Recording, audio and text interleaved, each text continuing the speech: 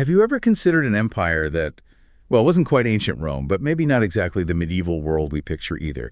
A civilization that sort of magnificently bridged the two, like a profound link, influencing religion, law, art. For over 1,000 years, it was strategically positioned right at the crossroads of continents, with this grand architecture that just defied its age, and a cultural tapestry so rich it really shaped the world we live in. Well, get ready for an incredible journey to uncover its story. It's true. This is often a civilization that's, well, surprisingly overlooked in our usual history lessons, probably because it existed for such a massive amount of time, sort of sandwiched right between what we label ancient and medieval. But its impact, profound, undeniable, on global development, preserving classical knowledge, spreading ideas, you just can't overstate it. So our mission today is really to give you that shortcut, Unveil those aha moments, those surprising facts, and show its lasting legacy. Help you get really well informed about its unique place. Exactly. Today we're taking a deep dive into the Byzantine Empire, a civilization as utterly fascinating as it was, well, incredibly complex. Yeah. We've pulled together a pretty rich stack of sources here. We're covering its whole history, its strategic importance, those influential leaders, often pretty dramatic figures, its religious developments, which were huge, and a political structure that was really quite different. And of course, we're going to explore its groundbreaking legal system, its vibrant art, architecture, even fashion and interior design. Really get into the details. Yeah, the core mission here is to pull out the key insights, show you not just how they preserved all that ancient knowledge, which is amazing in itself, but crucially, how they actively spread their influence far and wide, laying foundations for, well, millennia. You'll start seeing connections you maybe never thought of before and really understand how so many parts of our modern world are kind of quietly rooted right here in this often understated powerhouse empire. So let's start unpacking this incredible history. Yeah. The birth and enduring legacy of an empire, a historical foundation. Okay, let's start maybe somewhere that seems a bit counterintuitive. Because the Byzantine Empire, it wasn't some totally new thing that just popped up out of nowhere. It was actually the direct Eastern continuation of the Roman Empire. Now, for a lot of people, that's kind of a mind bender, right? We always hear about the fall of Rome. Right, but that narrative usually just focuses on the Western half, the bit that faded away, the East, based in Constantinople.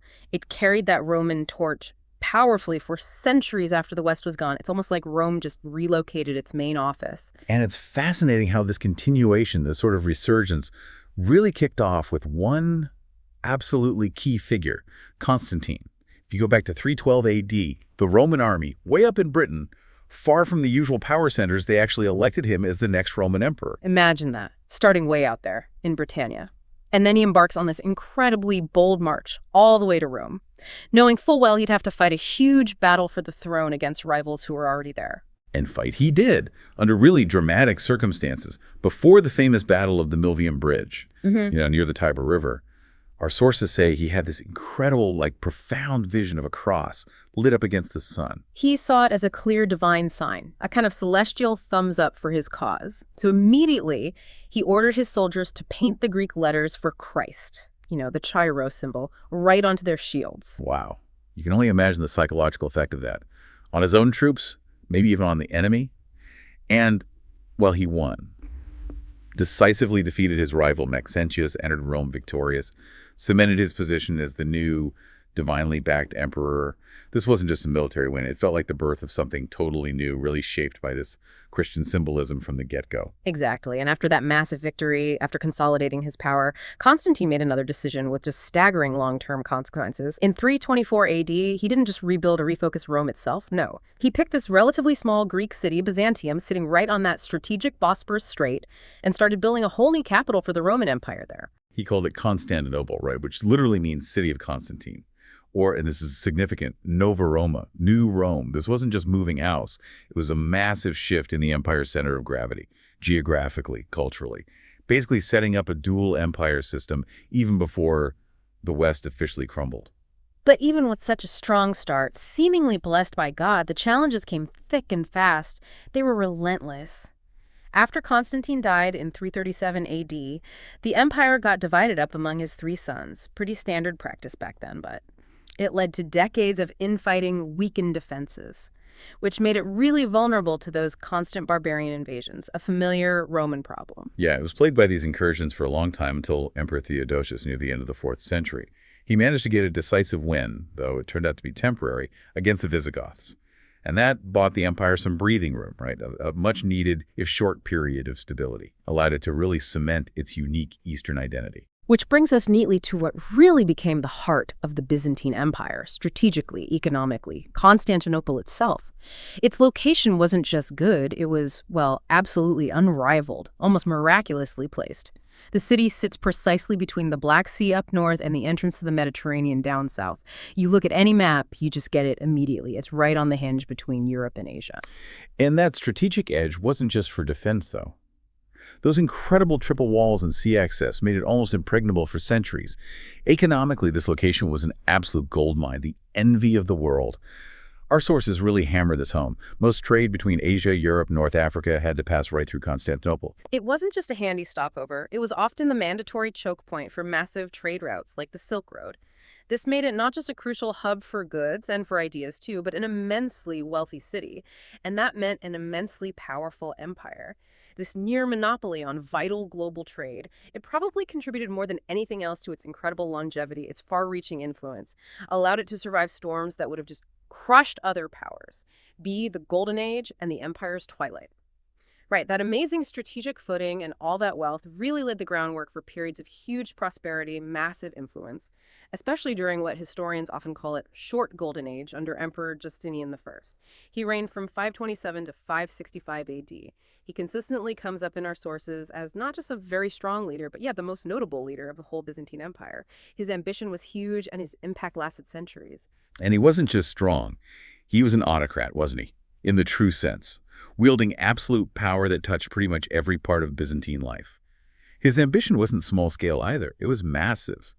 He wanted to restore the past greatness of the entire Roman Empire, basically trying to bring back the glory days, but from his new capital, Constantinople, embodying that Nova Roma spirit. And to pull off this colossal goal, Justinian used a few key methods, often pretty audacious ones. First, he sent out these formidable armies under his brilliant and often pretty ruthless General Belisarius. Their mission to reclaim huge chunks of the old Western Roman Empire that had been lost to barbarian kingdoms ages ago. Yeah, this was an aggressive, incredibly expensive campaign, aiming to reunite what had broken apart, bringing North Africa, Italy, parts of Spain back under imperial control, even if it didn't last forever. It definitely showed the empire's renewed muscle and its sheer determination to be Roman again. And secondly, in a move that very deliberately echoed the architectural grandeur of the greatest old Roman emperors, he commissioned these truly magnificent buildings. They weren't just structures, they were massive statements. Power, wealth, deep religious faith. The most famous, the most iconic, the one that still stands today, and we'll definitely talk more about it, is the Hagia Sophia, the Church of Holy Wisdom. Its construction was just a clear, unmistakable declaration of imperial might, a direct link to that Roman legacy of building big to inspire awe. Now, speaking of powerful figures in Justinian's time, we absolutely have to talk about the Empress Theodora. She's extraordinary. She became empress by marrying Justinian I. And what makes her story so amazing is her background incredibly humble, even scandalous by their standards. She was apparently a courtesan, an actress. Which is just astonishing, isn't it? Yeah. Yet despite that, she rose to become one of the most influential, politically sharp empresses they ever had.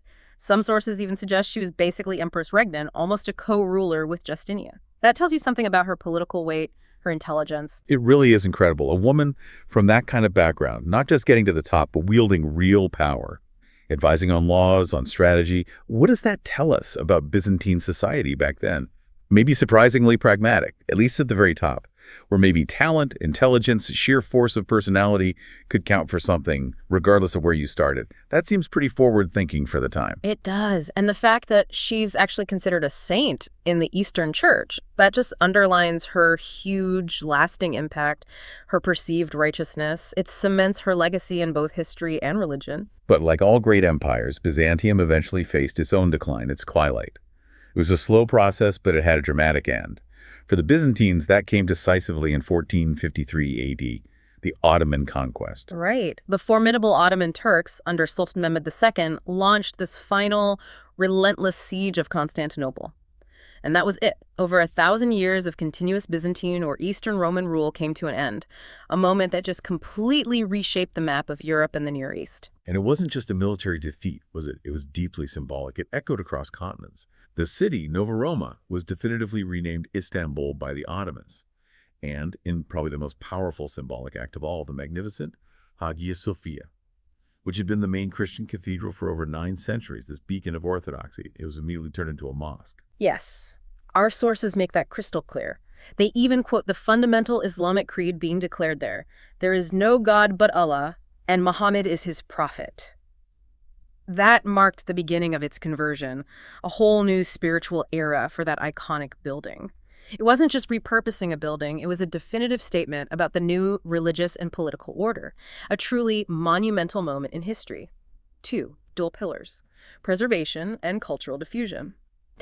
So, the fall in 1453 was the end, yes. But it's absolutely critical to understand that throughout its incredibly long life, the Byzantine Empire served 2 hugely important functions that really echoed down through history, shaping Western civilization itself. The first, and maybe the one we don't always appreciate enough, was its role as a guardian, a preserver of Greco-Roman heritage. That's such a critical point, because while the Western Empire was fragmenting into smaller kingdoms, and a lot of classical knowledge was genuinely at risk of being lost, doing what people sometimes mistakenly call the Dark Ages, the Byzantine Empire was explicitly diligently preserving huge amounts of Greek and Roman advancements. It wasn't like a dusty archive, it was more like a dynamic, living library, an intellectual powerhouse, constantly copying, studying, adapting ancient texts. Without Byzantium, honestly, who knows how much of Plato, Aristotle, Euclid, those Roman legal thinkers might have just vanished. And out of all that knowledge they saved, our sources consistently point to Roman law, especially its preservation and codification by Justinian, as maybe the single most significant thing. Right. This wasn't just about keeping old scrolls safe. It was about preventing the catastrophic loss of this vast, sophisticated legal system that had governed one of history's biggest empires.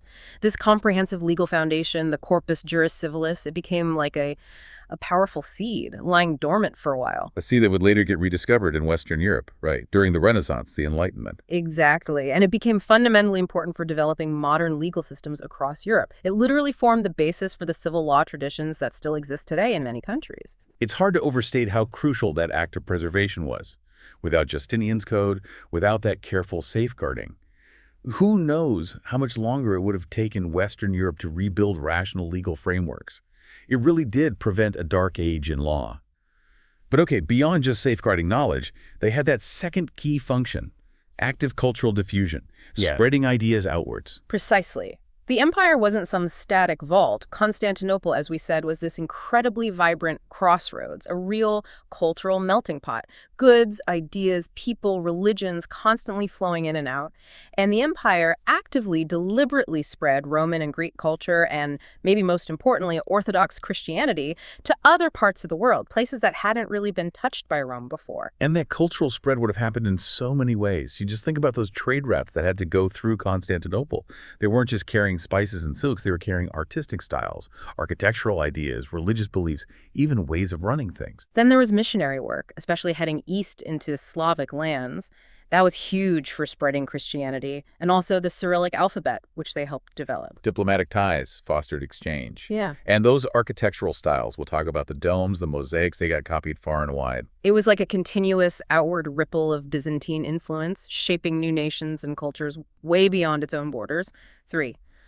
The landscape of faith, Christianity, and the rise of Islam.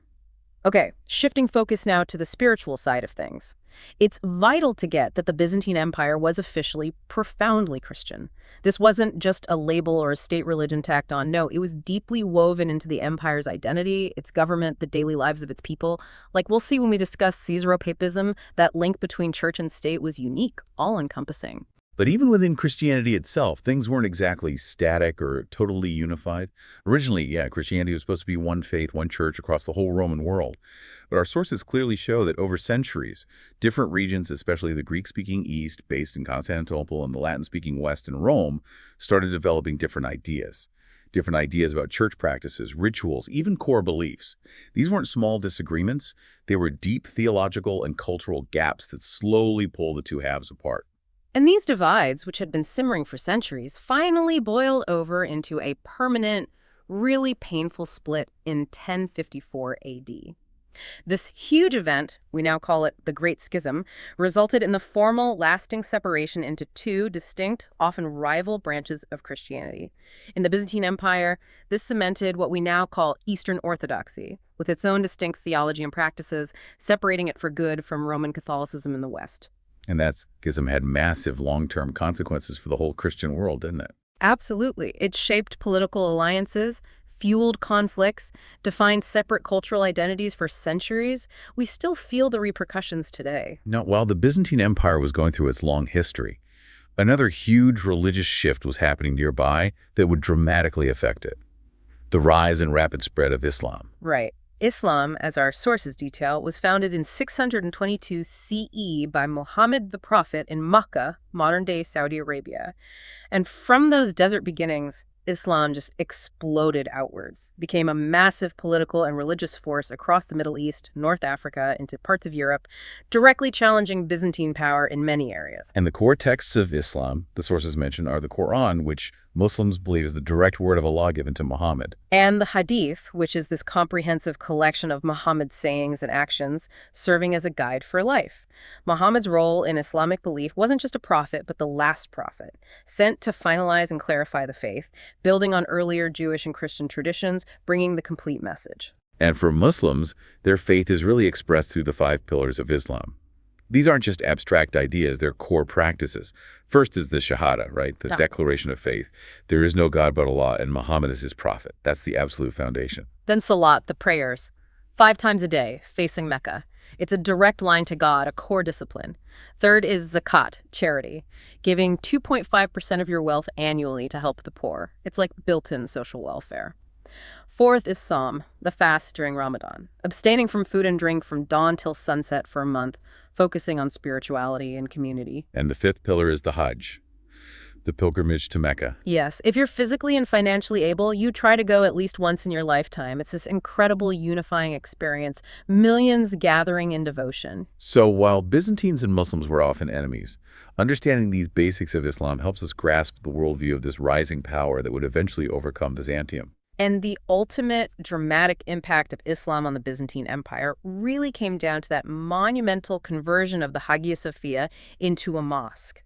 Sultan Mehmed II, right after conquering Constantinople in 1453, ordered its immediate renovation and conversion. He knew its symbolic power. This wasn't just changing the sign on the door, it was a re-sanctification, taking the most iconic Christian building and repurposing it under the banner of Islam. And part of that involved adding new architectural features, didn't it, to visually announce its new purpose? Exactly. The sources detail the addition of minarets, those tall towers. It happened in phases, first a smaller one, then another. One collapsed in an earthquake, so around the mid-16th century, they built the 2 really tall, slender ones we see today, diagonally opposite each other. And their main purpose was for the muezzin, the call to prayer. Precisely. Echoing across Istanbul 5 times a day, unmistakably marking Hagia Sophia as a Muslim house of worship, a powerful visual symbol of that massive shift in power. 4. Power and law. The Byzantine political system. Okay, let's dig into the really unique political and religious setup of the Byzantine Empire now, especially this key idea, Caesaro-Papism. This is where the Byzantine path really diverged from what was happening in Western Europe. It's a fascinating contrast. It really is. And it's rooted in history, right? In the West, after the central Roman authority collapsed around 476 AD, the Western Church, based in Rome with the Pope, became the main stable institution. It stayed pretty independent from the various kings and rulers that popped up because there wasn't one single strong political leader to dominate it. So the Pope gained significant worldly power alongside spiritual authority. But in the East, totally different story. The Eastern Church, with its powerful patriarch based right there in the capital, Constantinople, entered into this deep symbiotic union with the emperor's secular power. And that's the core of Caesaro-Papism. The emperor wasn't just the political boss. He explicitly saw controlling and protecting the church as a fundamental, even sacred, part of his job as emperor. And Emperor Justinian, our sources highlight him again. He really embodied this system, didn't he? Absolutely. He represented both worldly and spiritual authority in one person. He was seen as God's representative on earth with the divine mandate to rule over everything body and soul. So this setup concentrated huge power in the emperor. He was head of state, army commander, and effectively head of the church, too. What were the pros and cons of that? Well, it probably allowed the emperor to influence church doctrine appointments, settle disputes, maybe less open conflict between church and state than you saw in the West sometimes. Potentially, yes. It could foster a kind of internal unity, a single vision. But the downside was that religious policy could easily become driven by politics. And emperors did intervene forcefully in matters of faith. Look at the whole iconoclast controversy we mentioned. It was a power structure that really shaped Byzantine society top-down, giving the emperor this almost sacred status. And complementing this unique power structure was Justinian's other massive achievement, his legal reform, the famous Justinian's Code. Right. As Byzantium got more complex, diverse population, huge territories, centuries of laws piling up, there was this urgent need for a clear, consistent legal system. The old Roman law, brilliant as it was, had just become messy, contradictory, outdated in parts. So Justinian, being the organizer he was, set out to fix it. He put together this panel of top legal experts, gave them the massive job of going through 400 years of Roman law. Can you imagine? Yeah, a huge task. They had to weed out everything outdated, contradictory, redundant, basically tidy up centuries of legal history. It wasn't just editing, it was a massive intellectual effort to distill the essence of Roman legal genius. And the result was Justinian's Code. Technically, the Corpus Juris Civilis, the body of civil law. This wasn't just an update, it was a complete overhaul, a systematic codification covering pretty much every aspect of Byzantine life. Our sources say it covered everything. Marriage, slavery, property, inheritance, women's rights, criminal law, the works. It brought clarity, consistency, made the law more accessible than it had been for a long time. And its impact was just incredible. It lasted way beyond Justinian himself. Definitely. Justinian died in 565 AD, but his codes served the Byzantine Empire effectively for another 900 years, right up until the end. That longevity alone tells you how good it was. But its influence went even further, didn't it, beyond Byzantium? Oh, absolutely. The sources stress that. It got rediscovered in Europe in the 11th, 12th centuries, especially in places like Bologna, sparked a whole renaissance in legal studies. It profoundly influenced the development of legal systems across Europe from the 1100s onwards. It's the foundation for modern civil law traditions in much of the continent and beyond, even today. This codified law is arguably one of Byzantium's most enduring, universally important gifts to the world. The grandeur of Byzantine arts and architecture. When we talk Byzantium, we absolutely have to talk art and architecture. They weren't just decoration, they were central to identity, theology, imperial power. The vast majority of their art was deeply rooted in the Christian story, its figures, reflecting that deep religious foundation, that Caesar-Papist ideal where faith and state were locked together.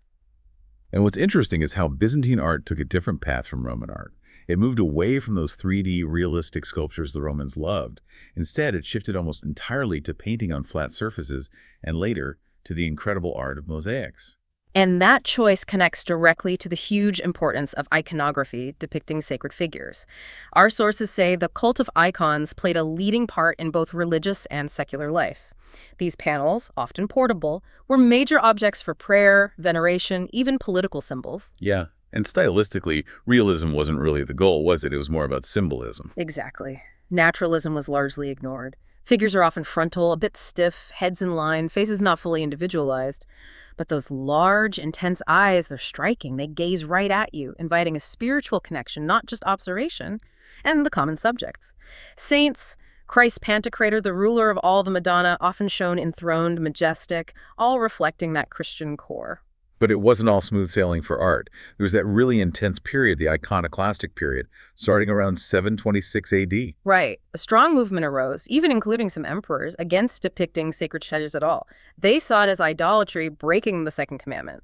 This iconoclasm led to Emperor Leo III ordering the destruction of icons everywhere. It sparked a century of conflict, the iconoclast controversy. Must have had a huge impact on artists. Massive.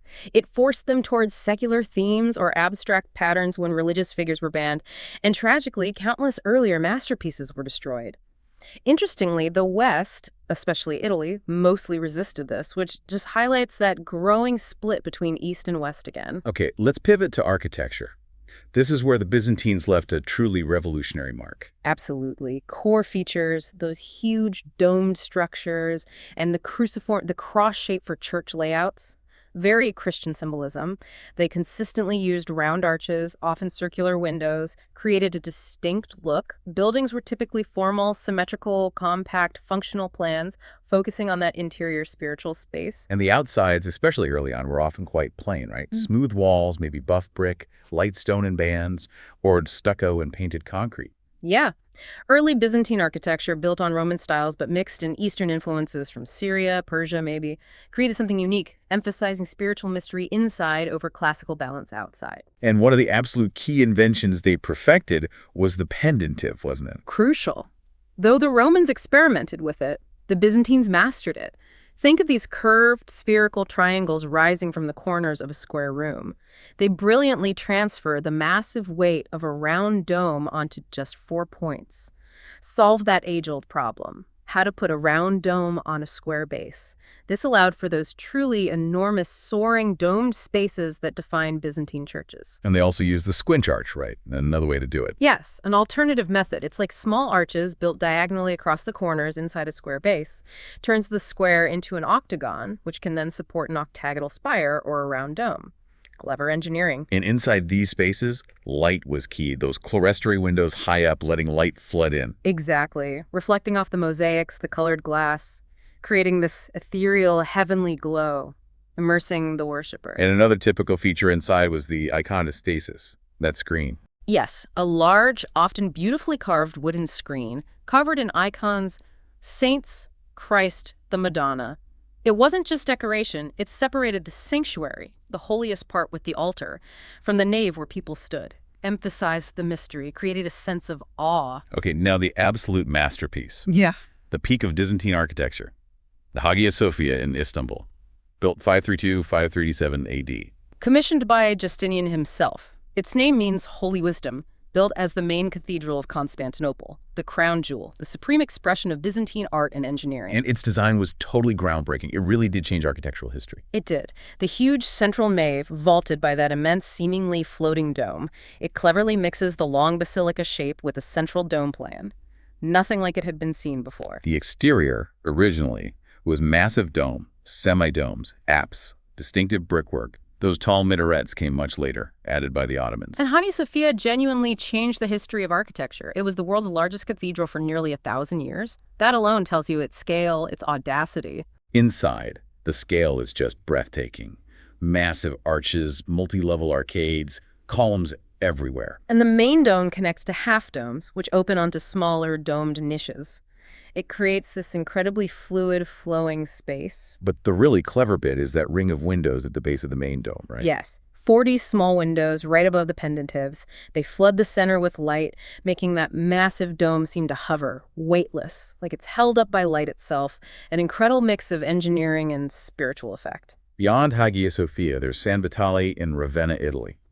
Around 547 CE shows that Byzantine influence spreading. Right. It's got a distinctive octagonal plan, domed roof made of lightweight hollow pottery units. Clever engineering again. It's sort of both radial and symmetrical. Considered both early Christian and Byzantine shows that transition happening. And the interior is famous for its incredibly rich decoration. Marbles, mosaics. Stunning mosaics. The triumphal arch with Jesus and that famous, incredibly detailed one of Empress Theodora and her court gives you a real glimpse of imperial life. Also in Ravenna, the Mausoleum of Galla Placidia, early 5th century. Yes. Small, cruciform plan. Still has its original sarcophagi inside. Architecturally interesting because the dome and pendentives are all one piece. Walls lined with marble, dome, and vaults, completely covered in ancient, glowing mosaics. It's like stepping into a jewel box. And those lunettes, the half-moon bits over the doors. Really significant mosaics there. One shows Christ as the Good Shepherd, but with an imperial staff and a cross-blending earthly and heavenly rule, like the emperor. Another shows St. Lawrence, maybe, by a flaming gridiron, symbolizing martyrdom, with books nearby. And the ceiling, a Garden of Eden mosaic paradise. The sources also briefly mention another church in Ravenna from Theodoric's time. Similar style. Cruciform, dome, pendentives, marble mosaics. Shows the consistency. And you absolutely have to mention St. Mark's Basilica in Venice when talking Byzantine influence. Ah, yes. Rebuilt in the 11th century, very much in the Byzantine style. famous worldwide for its opulent marbles and just vast expanses of brilliant glass mosaics covering everything, domes, vaults, telling stories, creation, fall, redemption, miracles, saints, all against that signature shimmering, glowing golden background. Unbelievable atmosphere. Back in Istanbul, the Church of SS Sergius and Bacchus, 527 CE, also Justinian. Yes, became a mosque too. But remarkably, a lot of its original marble columns and decorations survived. Gives us clues about early Byzantine design. And finally, that amazing engineering feat, the underground cistern in Istanbul, also Justinian, 527 CE. The Basilica Cistern. Colossal. Built to store water for the imperial palaces. It has 333 massive stone columns over 26 feet high, many with elaborately carved capitals reused from older buildings. Shows their engineering skill and resourcefulness. It's like an underground forest of columns. Awe-inspiring. Now, beyond the structures, let's talk about the mosaics themselves, the sheer brilliance of them. They really refined glassmaking into a fine art. Adding gold leaf between glass layers created those richly luminous tesserae, made the mosaics glow from within, transforming light into story and color. And there was a strict hierarchy in how they were arranged in churches, wasn't there? Absolutely. The center of the main dome, the highest point, was always for the Pantocrator Christ as the stern, majestic ruler of the universe. Other holy figures were placed lower down, descending in importance. It was a visual map of the cosmos, reinforcing theology. Let's look at some specific examples from Hagia Sophia again, the southwestern entrance mosaic, late 10th century. Right. Shows the Virgin Mary enthroned, child Christ on her lap. To her left, Emperor Constantine offering a model of the city. To her right, Emperor Justinian offering a model of Hagia Sophia itself. Powerful stuff. Connecting the emperors, the city, the church directly to divine favor. Then the Deesis mosaic, around 1261, marking the return of Orthodox faith after the Latin occupation. Considered the finest mosaic in Hagia Sophia. Why? The softness of the features, the humane expressions, the subtle tones. A real shift from earlier, more rigid styles. It looks almost like early Italian Renaissance painting, doesn't it? Like Duccio. Very close. Hints at evolving art, more humanism. It shows Mary and John the Baptist pleading with Christ Pantocrator for humanity on Judgment Day. Deeply moving, even though the bottom part is damaged. Often called the beginning of a new, more expressive phase in Byzantine art. And the Imperial Gate mosaic, 9th, early 10th century.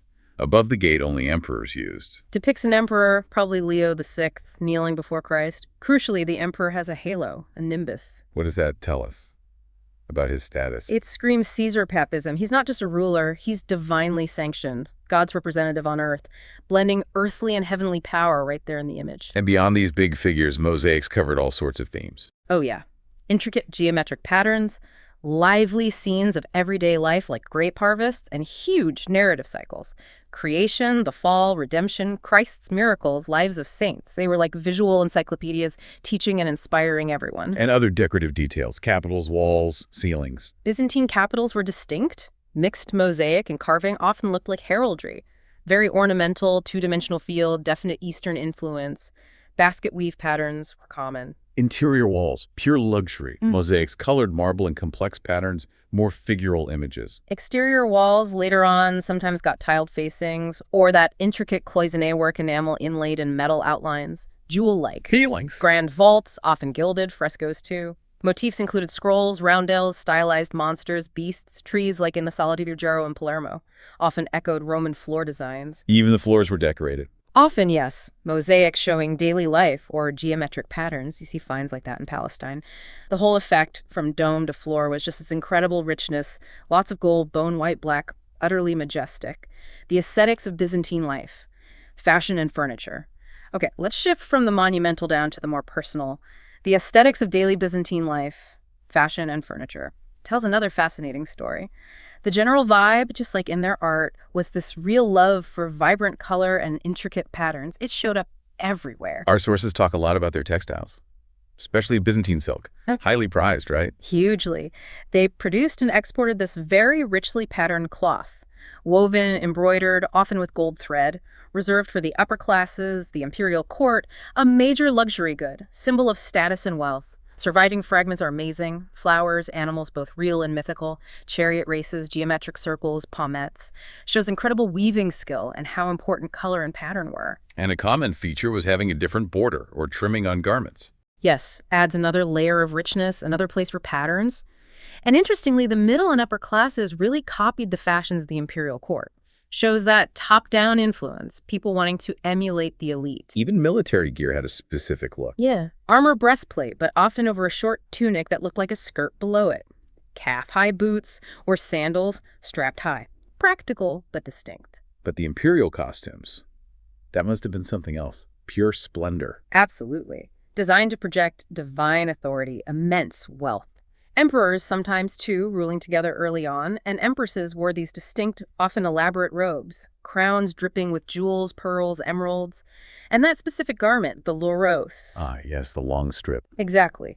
A long, narrow, heavily embroidered, often jeweled strip of cloth, worn by men dropping down the front. The female version was similar in front, but different at the back. Highly symbolic of their imperial office, almost sacred. And it's cool how that Byzantine style still echoes today. Designers like Dolce & Gabbana have used it for inspiration. Totally. Those rich patterns, the gold, the colors, still visually powerful. Shows its lasting appeal. Okay, from clothes to furniture, also tells a story about society. Definitely. Sources describe two main types reflecting social differences. For ordinary people, very little furniture. What they had was typically lightweight, practical, folding stools, folding tables easy to put away, save space. Chests for storage, often with locks and keys. Practicality was key. But for palaces and churches, completely different. Right. Built from solid, heavy timber, designed to last for generations, statements of permanence, power, faith, often richly carved.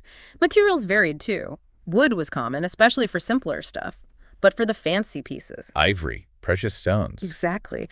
Ivory used for decoration, veneers, sometimes solid carved pieces, precious stones, pearls, sapphires, rubies embedded into thrones, reliquaries, added sparkle, symbolism, immense value. Can we picture what palace furniture looked like? We get glimpses. Heavy, carved, pillared chairs, thrones, or official seats.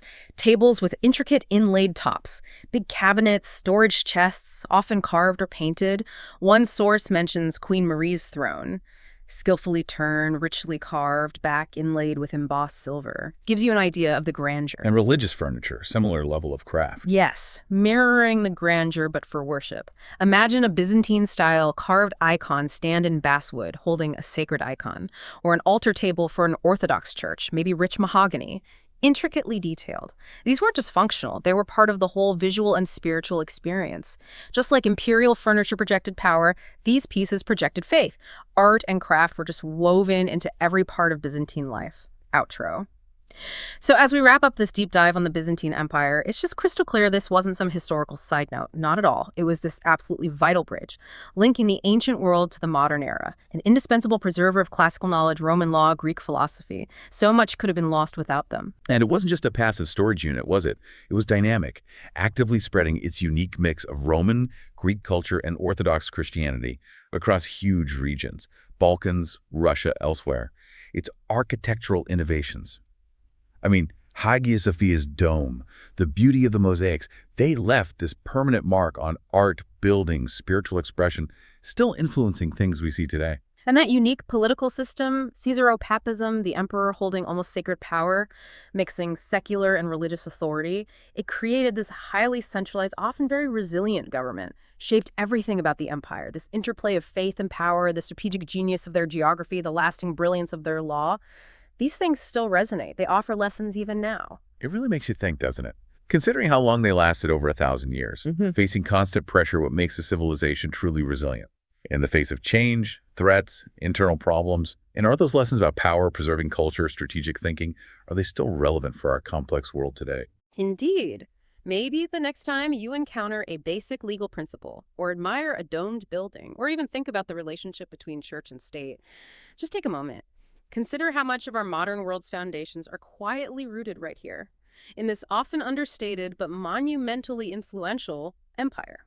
We invite you to look for those Byzantine influences. They're often in the most unexpected places. Their legacy really is all around us, just waiting to be noticed.